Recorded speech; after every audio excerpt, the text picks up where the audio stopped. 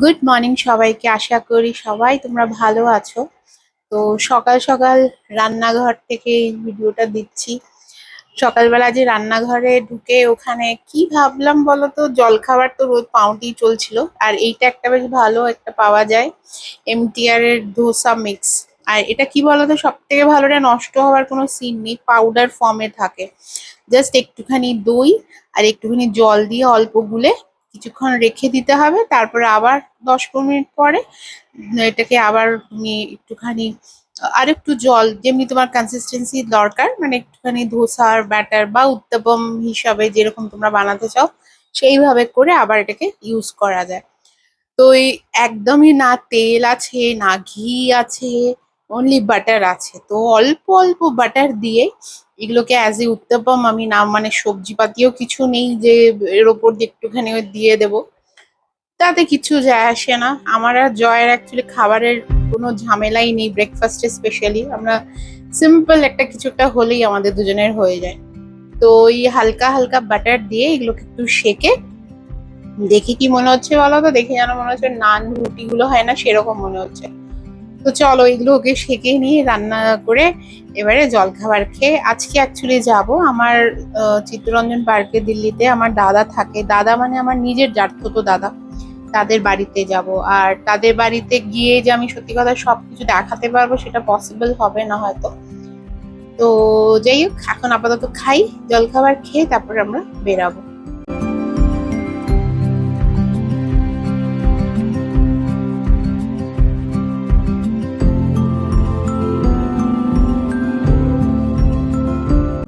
শুধু ওপর দিয়ে কি করেছি বলতো, একটুখানি ওরেগানো পাউডার ছিল আমার কাছে, আমি নিয়ে গেছিলাম এখান থেকে, ওইটা ওপর দিয়ে একটু স্প্রিঙ্কল করে দিয়েছি।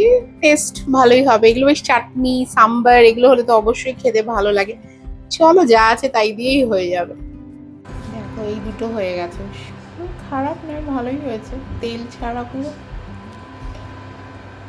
এখানে ফুটি নিয়ে এসেছিলাম, এটাকে কি বলে, মাস্ক মেলন বলি আমরা এখানে, দিল্লিতে এটা ফুটি বলে, মানে তারপর কেটে কেটে রাত্রিবেলা রেখে দিয়েছিলাম, ওটা ভালোই হলো।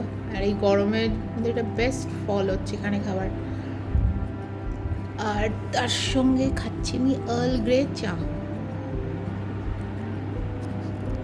তো আমরা জলখাবার টাবার খেয়ে বেরিয়ে পড়লাম। আর দিল্লিতে মোটামুটি গরম ছিল, কিন্তু সত্যি কথা কলকাতায় বা আমাদের এইসব জায়গায় যা হিউমিড গরম, সেই গরমটা না দিল্লিতে আমি ফিল করিনি। ওখানে আবার শুকনো গরম, লু বয়, মানে লুটা খুব ওখানে, মানে একটা লেগে যাওয়ার সবসময় ভয় থাকে। বাট ওই সবসময় নিজেকে হাইড্রেট রাখতে হবে, তাহলে পরে ঠিক থাকবে। আর এই পৌঁছে গেছি দাদাদের বাড়িতে। অ্যাকচুয়ালি এই বাড়িটা আগে অন্যরকম ছিল, বাড়িটা তো পরে ওরা অনেক রিনোভেট করেছে। একটা সময় এই বাড়িতে আমার প্রচুর, মানে কি বলবো, এত স্মৃতি, এত স্মৃতি, এটার বলার নয় কিছু। এখানে আমার ছোটবেলা মানে বলতে গেলে পুরোটাই কেটেছে। তো এখানে ওই জন্য বারবার আসতে ভালো লাগে, খুব খুব মিস করি আমার জেঠু, যে মানে জেঠুকে তো আমি কোনদিন দেখিনি জ্ঞান অবস্থায়। আমার জেঠিমা ছিল, জেঠিমার সঙ্গে সেই সময়গুলো খুব মনে পড়ে যায়। এটা হচ্ছে আমার জেঠু, আর এটা হচ্ছে আমার জেঠিমা।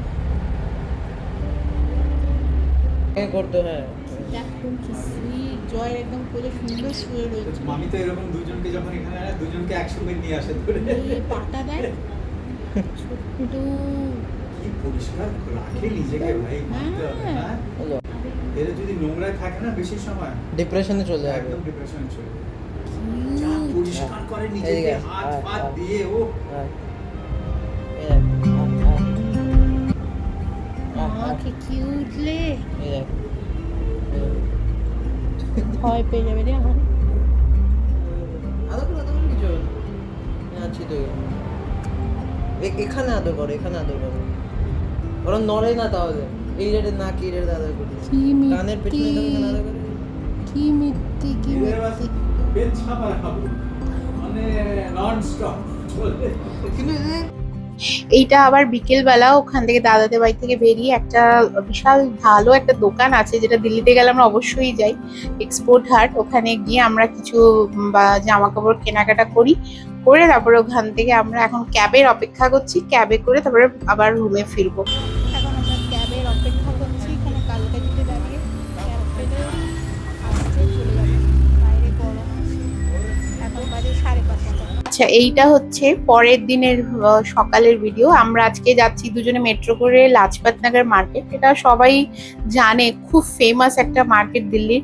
আমি অন্তত কোনোদিন এত বছর দিল্লিতে থেকেও আমি কোনোদিন যাইনি। তো চলো, ভাবলাম আজকে ওখানে গিয়েও এক্সপ্লোর করা যাক। আছে লাজপত নগর মার্কেট, এটাও খুব ফেমাস দিল্লির একটা মার্কেট, গার্মেন্টসের জন্য, জুতো চপ্পল ব্যাগের জন্য। अगर कपड़ा खराब हो जाए तो वापस दे आना इससे ज़्यादा गारंटी 600 টাকা করে, 600 বলো না, আরেকটা নিলাম ওটা 850 করে বলছি। ये भी कर दो 50 টাকা করে ক্লিপগুলো পাওয়া যায়। ছোটো জিনিস, কাজের বেশ অনেক কিছু রয়েছে।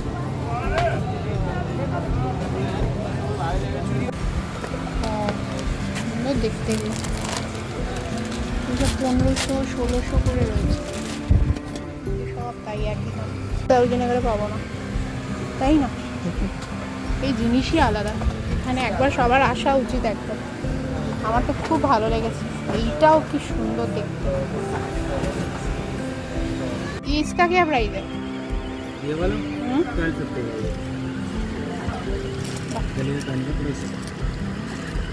সুন্দর সুন্দর, বলার নয়। এই যে জুয়েলারি গুলো দেখলে, এগুলো ভীষণ সুন্দর ছিল, মানে এত রিজনেবল দামে। আর সব থেকে বড় কথা, খুব ভালো বার্গেনিং হয় দিল্লির মার্কেটে। সুন্দর ব্লাউজ গুলো রয়েছে, দেখো এখানে টাওয়েলও পাওয়া যাচ্ছে, পর্দা টাওয়েল, এগুলো সব সুন্দর সুন্দর ব্লাউজের ডিজাইন গুলো এখানে। অ্যাকচুয়ালি এই মার্কেটটা সত্যি আমার খুব ভালো লাগলো, বিকজ এই মার্কেটটাতে আমি দেখলাম আরো ভ্যারাইটি রয়েছে। সরোজিনী নগর একটুখানি অন্যরকম, ঠিক আছে, বাট এই মার্কেটটাতে আরো বেশি ভ্যারাইটি, মানে ছেলেদেরও ভালো সবকিছু বেশ পাওয়া যায়। তো যাই হোক, তারপরে আর কি এত ভালো লাগছিল, গরম ছিল বাট ঘোরা যাচ্ছিল, এই না যে কষ্ট হচ্ছিল। তারপরে এইটা একটা ফেমাস খাবার দিল্লির, রাম লাড্ডু বলে এটাকে, মানে এত টেস্টি হয় খেতে। এইটা খেয়ে তারপরে এইটা হচ্ছে আরেকটা, এটাকে বলে বান্টা। এটা তো আমার মনে হয় কিছু লোক জানে, দিল্লির এটা একটা ফেমাস ড্রিঙ্ক। খেয়ে তারপরে এবারে আমরা আবার মেট্রো করে ব্যাক করব। তো এই মার্কেটটাও এক্সপ্লোর করলাম আজকে, আমার খুব ভালো লেগেছে। আবার কোনোদিন আসলে আবার আসার চেষ্টা করব। তো চলো, এই ছোট্ট ব্লগটা তোমাদের সঙ্গে শেয়ার করলাম, আশা করি তোমাদের ভালো লাগবে। ভালো লাগলে অবশ্যই লাইক, শেয়ার আর সাবস্ক্রাইব করো আমার চ্যানেলকে। আর ফেসবুক থেকে দেখলে প্লিজ পেজটাকে ফলো করে দিও। সবাই ভালো থেকো, তাড়াতাড়ি আবার দেখা হবে।